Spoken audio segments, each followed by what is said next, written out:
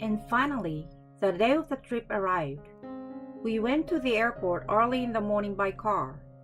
When my mother-in-law and the others got out of the car, she suddenly said something unbelievable when I got out as well. "Well then, Mary, please stay behind." Huh? "This is a family trip, you know. Since you, the daughter-in-law, are not part of the family, there's no need for you to join us, right?"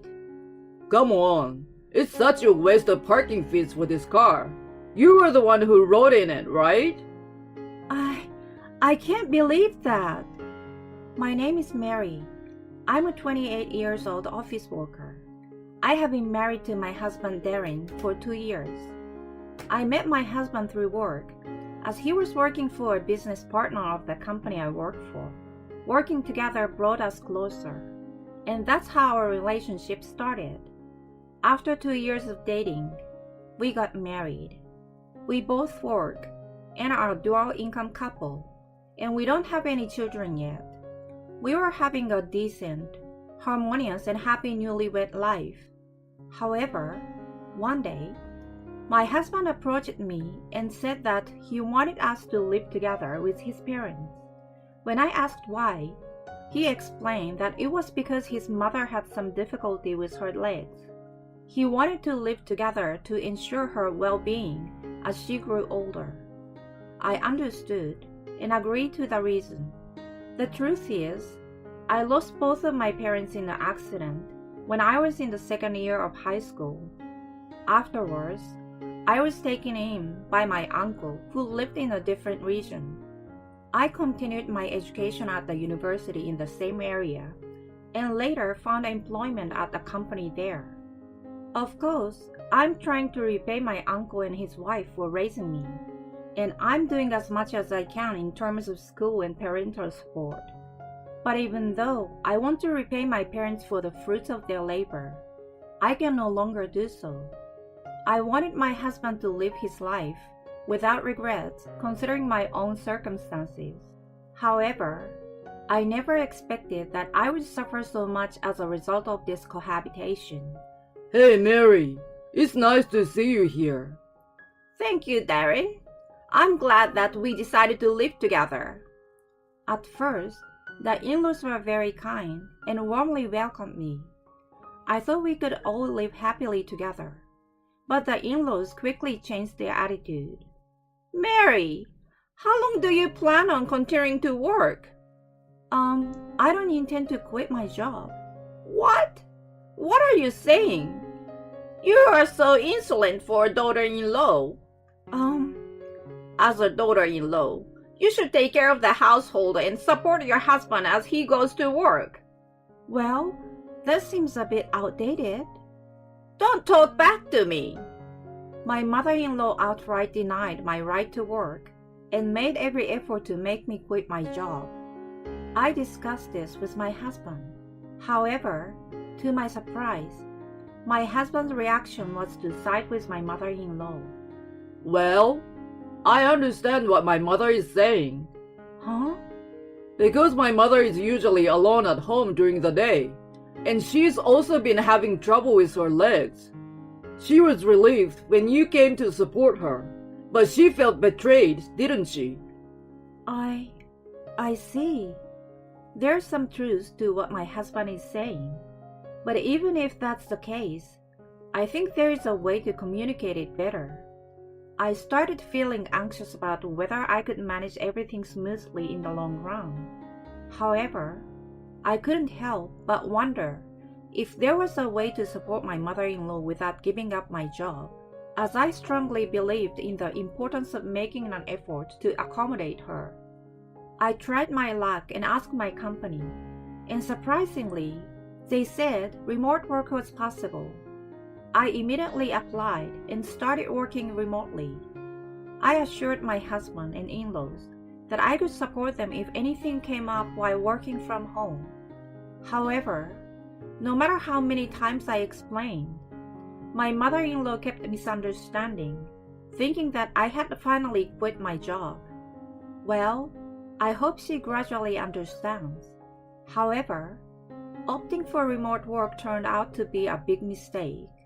Hey, Mary, how long are you going to stay locked up in your room? Mom, I'm actually working. Stop talking nonsense and quickly start cleaning. Once that's done, clean the bathroom and toilet. And make lunch too.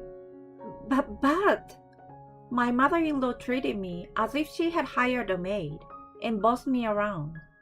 I had no choice but to squeeze work in between. And after getting dinner and finishing household chores, I had to complete the remaining work, leaving me sleep-deprived every day. And not only my mother-in-law, but even my husband and father-in-law started harassing me, influenced by something they were told. It's always the same kind of dishes. I wish there was more variety since you're at home. It can't be helped. Mary isn't particularly skilled in household chores.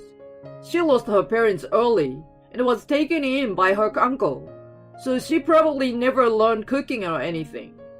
She's really a useless wife. I'm so troubled. They mocked and laughed at me in my in-laws' home. It infuriated me that even my husband made fun of me. Who was the one asking for cohabitation anyway? And this is even though I switched to remote work after being told to quit my job. And my mother-in-law claimed to have leg problems and would skip on doing the chores. But when invited for tea by friends, she would walk without hesitation. One day, I asked her, "Are your legs okay?" And she responded with an angry outburst. "Am I not allowed to take a break and go out?" Even though I take care of household chores, nobody appreciates it. Nobody truly understands that I have a job, and to make matters worse, they even make fun of my relatives. I have completely lost trust in the people from my in-laws' house. I ended up feeling distrust toward my own family. If something else happens, maybe divorce is the only option. I can't believe I've started thinking like that. Then one day, out of the blue, I was called by my in-laws to their house. They all had smiles on their faces, but I had a terrible premonition. And then, my mother-in-law spoke up. "In 2 weeks, it will be our 30th wedding anniversary." "Oh, congratulations." "So, Mary, I have a favor to ask you." "What is it?" "I want you to plan a grand celebration for our 30th anniversary, like a lavish family trip to New York City." "Huh? Me?" You always put in so much effort for the family, right, Mary? "We all appreciate it." "Mom." I want to leave it in your capable hands. If possible, arrange for luxurious accommodations and upscale meals. "I see." We are going too, but the main character will be Mom. "Wait, can I join too?" Yeah, that's why I'm counting on you for the reservations and planning. I believe you can come up with a good plan. "Oh, I see." I never expected to receive compliments from my family. This might also be an opportunity to get closer to my in-laws. I was surprised to suddenly be entrusted with such an important task, but I want to meet the expectations. I had the perfect hotel in mind, so I immediately made the reservations and booked the flights. And finally, the day of departure arrived. We drove to the airport early in the morning. As my mother-in-law and the others got out of the car, my mother-in-law unexpectedly said something unbelievable. "Well then, Mary, you can stay behind." "Huh? Wait, am I not going with you?" What are you talking about? You won't be coming alone, obviously. "This is a family affair, you know. You're not part of the family, so you don't need to come." I looked at my husband. He joined his parents in agreement. Besides, it would be a waste to pay for parking this car. You can take it and go back. "But I made all the arrangements for the hotel and flights, juggling between work and household chores." "Don't act so entitled." "And besides, I made a reservation for myself at the hotel. You can just cancel it, can't you? But if you understand, go home right away and start cleaning. That's right. Make sure the house is spotless. If we come back and find anything dirty, we won't tolerate it. Fine, I understand. As I meekly said that, my in-laws had smug expression on their faces, laughing as they entered the airport. Inside the car, I took a deep breath. I will never forgive them. Anger towards my in-laws welled up inside me. I had been striving to cherish the bonds of family, but in reality, they saw me not as a family member, but as a convenient maid-like presence they could use. That's all they saw me as.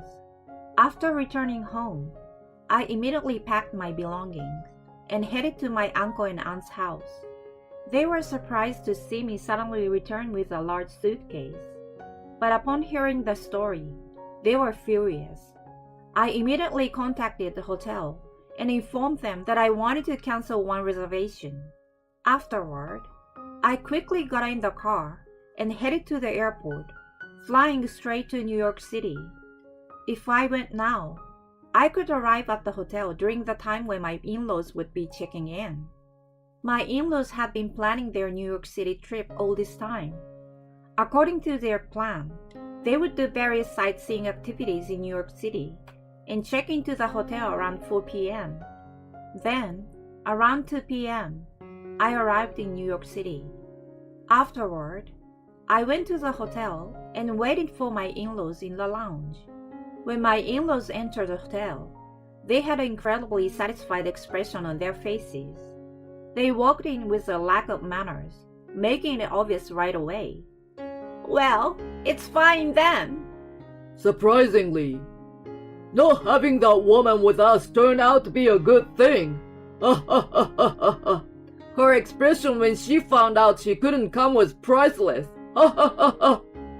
And then, my in-laws went to the reception desk to check in.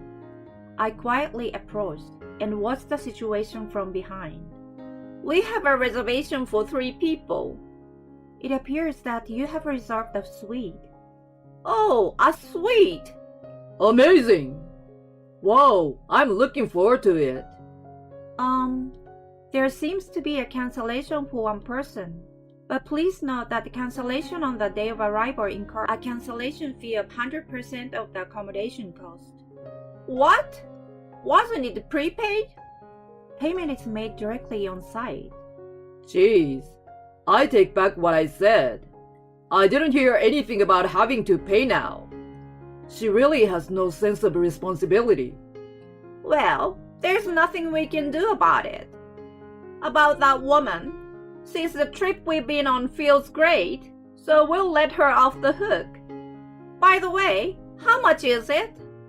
Including the cancellation fee, the total accommodation cost is $13,486. What? $13,486? Well, why is it so expensive?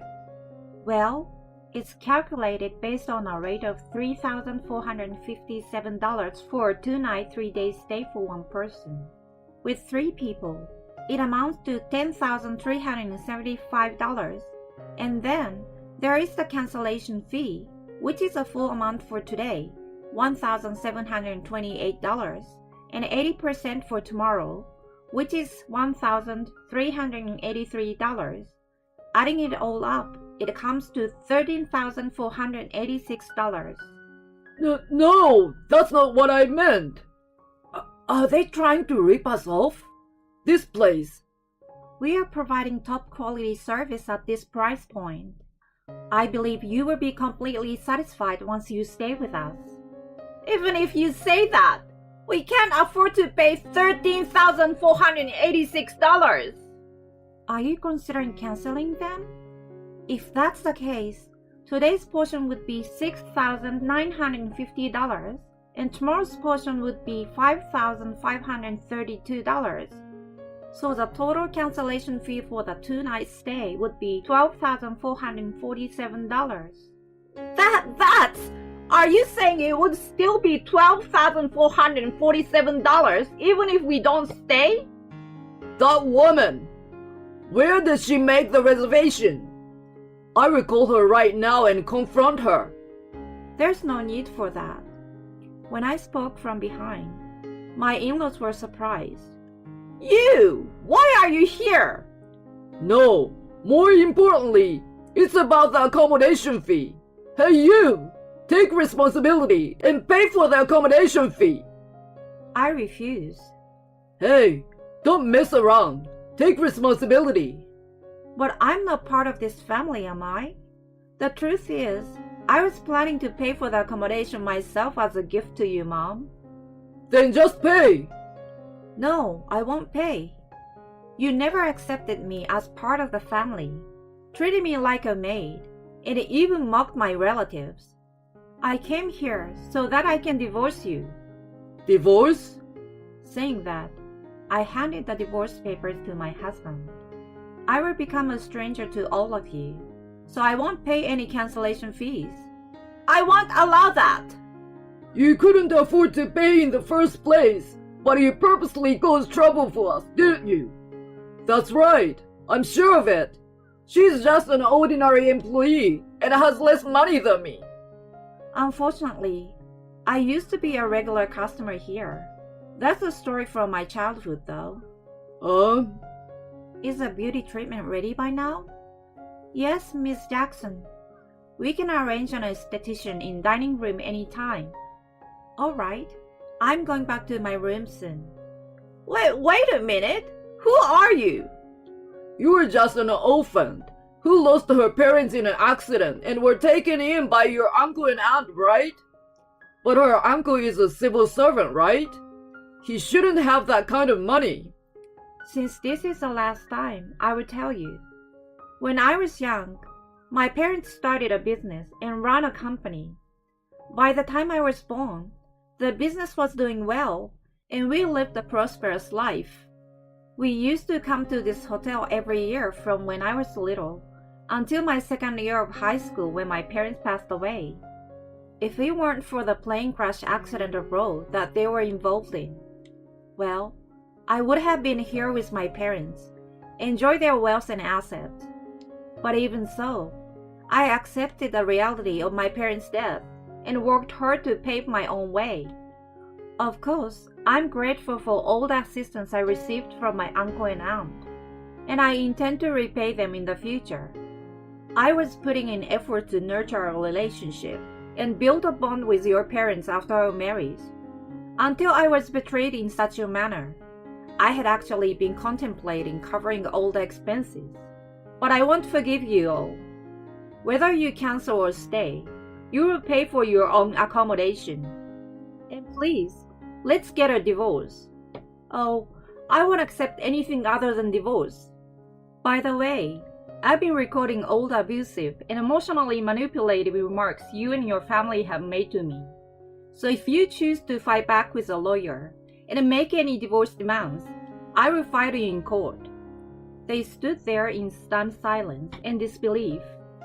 I returned to the room, ignoring my in-laws, and was treated to a spa session. By the way, you may wonder why I had enough money to pay this hotel bill as a gift. It's because I inherited a considerable fortune from my parents' life insurance and other assets. But I had decided not to use this money for daily expenses and instead save it for crucial moments. And I had decided to work as a responsible working adult and live a normal life considering that money as non-existent.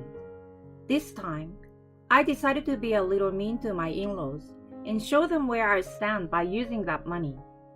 I might have been a bit immature, but I was so angry with my in-laws that I wanted to express it.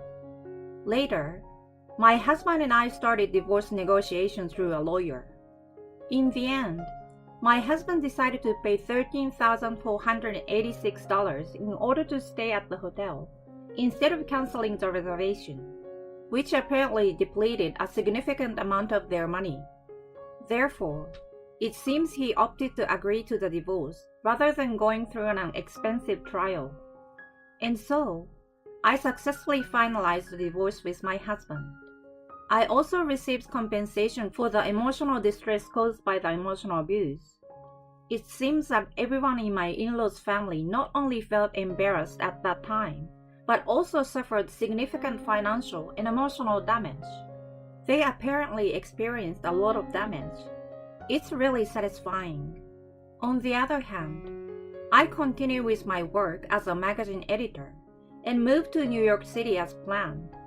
Currently, I rent an apartment that suits my salary and lead a modest lifestyle. As for the inheritance I received from my father, I'm managing a part of it to further increase my assets for my retirement. Having experienced a failed marriage once, I want to take a good look at myself and embark on various things that I want to do from now on. When it comes to romance, I hope to meet someone special along the way. For now, I just want to enjoy my life in New York City, which I haven't experienced in a long time. Why do the in-laws pick on their wives? And I don't understand why even the husband goes along with it. Essentially, the husband should be protecting his wife. And if he had protected it, the husband could have also enjoyed the benefits of her inheritance. They let go of a fish that could have been a big catch, didn't they? Well, it's their own fault, really. I thought it was admirable that Mary wanted to live without relying on the money from her parents. I hope she can meet a wonderful partner next time. Thank you for watching until the end. If you liked it, please consider subscribing to the channel. Let's meet again in the next video.